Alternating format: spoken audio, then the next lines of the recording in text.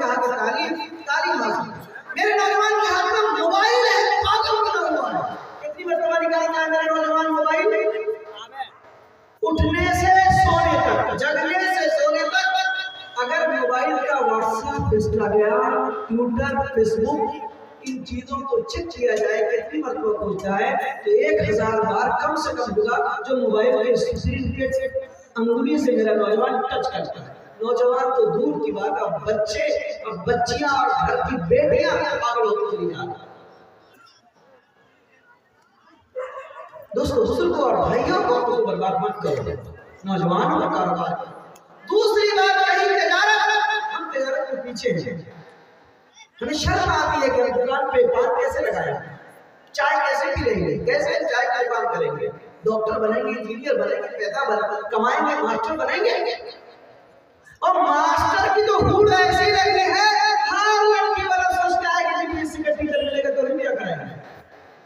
ارے بابا, 1,100 بیمار غضب کی بات, سب کو ماسٹر چاہیے, مولوی کسی کو نہیں چاہیے, حافظ جی کو کوئی پسند نہیں, امام صاحب سے کوئی شادی نہیں کرے گا. نہیں تو غریب ہے نا یہ ملہ جی, ارے غریب ہے یہ ملہ جی, تم کو ماسٹر اور ڈاکٹر ہی چاہیے. تو ماسٹر صاحب ڈاکٹر صاحب سے محمد کراؤ نا, انہی سے جنازہ پڑھواؤ نا, انہی سے مسجد کی امامت کرواؤ نا, انہی سے عیدین میں نماز پڑھواؤ نا, انہی سے فاتحہ پڑھواؤ نا, انہی سے قبرستان لے جاؤ نا. ان کی ضرورت نہیں ہے تو ان کو ان کی ضرورت ہے, ہنس کے رہو کہ مر کے رہو کہ ہو کے رہو, اس کے بغیر چھٹی نہیں. اور انہی کی برکت ہے کہ چہروں پہ داڑیاں اور سروں پہ ٹوپیاں ہیں دوستو. تو دوسرا کام تجارت, تجارت کیجیے, تجارت میں برکت ہے. میں بینگلور میں تھا ایک مرتبہ, میرے دوست میرا آدمی نسبتی چائے کی دکان پہ لے کے گئے. چھوٹے سے ٹول پہ بٹھایا, بینچ, 4 پاؤں والے چھوٹے سے ٹول پہ بینچ پہ بٹھایا. ایک بوڑھے بابا چائے بنا رہے تھے. تو میں نے کہا کہ بات کیسی دکان میں تم لے کے چلے آئے, سڑک کے کنارے ہے, مٹی بنا رہی ہے, اتنا کچڑا ہے, اور یہ چائے کے ٹی اسٹال پر تم لے کے چلے آئے چائے کی دکان پہ, اور بوڑھے بابا بیچارے چائے نہیں بنا پا رہے. کہنے لگے مجھ کو کہ مفتی صاحب کو اوپر دیکھ لیجیے. میرے بھائی نے, میرے دوست نے کہا کہ سر اوپر اٹھائیے, اوپر دیکھیے. تو میں نے کہا کہ چائے میں اس کے اوپر اٹھ کے کیا دیں گے بابا. تو میں نے سر اٹھایا, تو میں نے کہا کہ اس کی نظر یہ نہیں آ رہا, یہ 8-10 منزلہ بلڈنگ ہے, 8-10 منزلہ صرف بلڈنگ ہے, اور تو کچھ دکھائی نہیں دے رہی ہے. کہنے لگے کہ اسی بلڈنگ کو تو دکھانا چاہ رہا تھا میں. تو میں نے کہا کیا خوبی ہے اس بلڈنگ میں؟ بولا اسی چائے والے کی بلڈنگ ہے, اسی چائے والے کی بلڈنگ ہے. کہنے لگا کہ یہ بوڑھا آدمی کھپرے کے مکان سے 10 منزلہ بلڈنگ کا مالک ہے, بیٹے کاروبار کرتے ہیں, پر یہ بوڑھا بیٹھ کے نہیں کھاتا ہے, چائے بیچ کر کے اپنی زندگی اور اپنے پیسے بال بچوں کو تعمیر و ترقی دلا کر کے آج بھی محنت کر کے یہ بوڑھا چائے بیچ کے کھاتا ہے.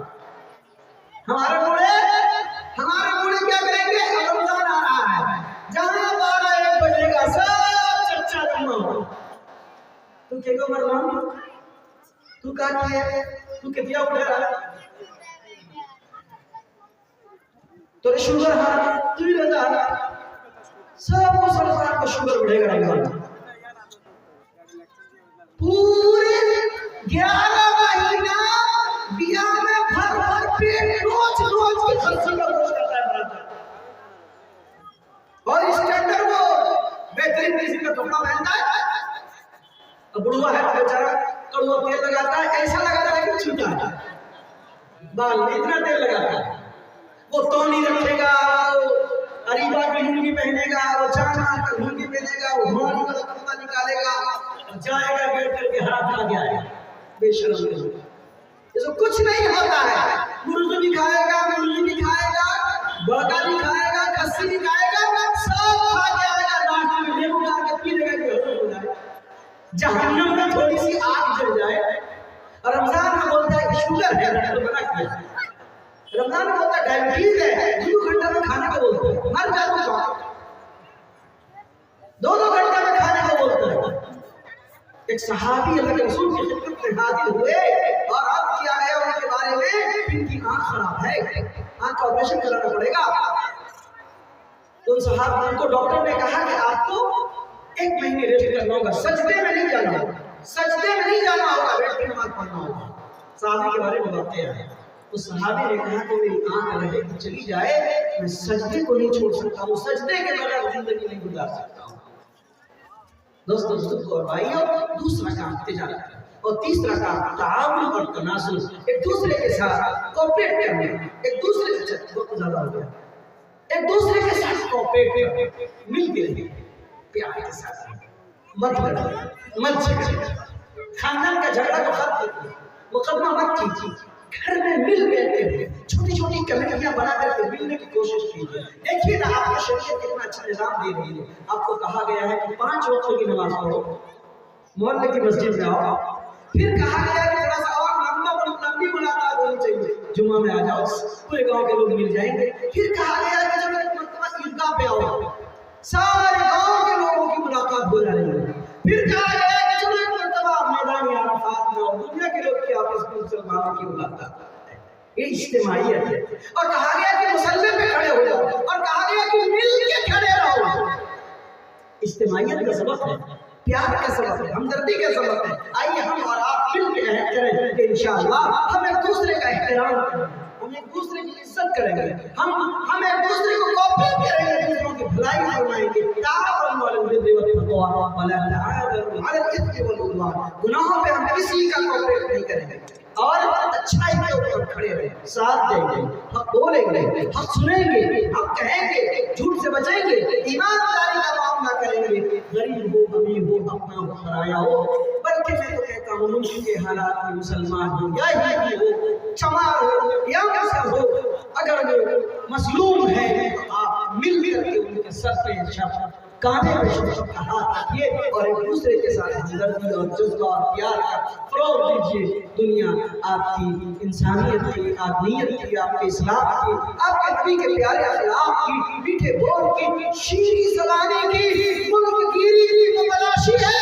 चिलंगा वालों उठो और एक मरतबा प्यार का हाथ एक दूसरे से मिलाओ। ईदगाह में हाथ को हम मिलाते हो, लेकिन घर में भी हाथ मिलाओ। बेटा बाप से मिलाए, शौहर बीवी से मिलाए, बीवी अपने शौहर का मुसाफा करे, प्यार मोहब्बत की दास्तान दुनिया बीवी आपस में करें।